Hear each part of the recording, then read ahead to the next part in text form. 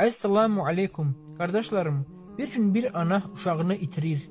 Gözyaşları içinde ora qatır, bura qatır. Sonra uşağını tapır ve qucaqlayıb, öpüb, qoxlayıb, qoxusunu içine çəkir. Bunu gören Peygamberimiz Muhammed sallallahu aleyhi ve sellem ağlamağa başlayır. Sahabeler, ya Resulallah, niye ağlayırsınız diye soruşur. Peygamberimiz Muhammed sallallahu aleyhi ve sellem belə cevap verir. Sizce o ana uşağını alova atmaq istəyərmi? Sahabeler, xeyr ya Resulallah, uşağına karşı o kadar rəhimli, o kadar mərhəmətlidir ki, ata bilməz deyir. Peygamberimiz Muhammed sallallahu aleyhi ve sellem belə buyurur. İşte Allah'ın qullarına olan rəhməti, Allah'ın qullarına olan mərhəməti o ananın uşağına olan rəhmətindən, mərhəmətindən daha böyükdür. Subhanallah. Onun için kardeşlerim, günahlarım çoxdur demeyin. Bizim Rabbimiz mərhəmətlilərin ən mərhəmətlisidir.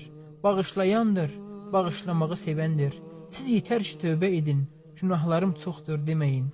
Esselamu aleyküm.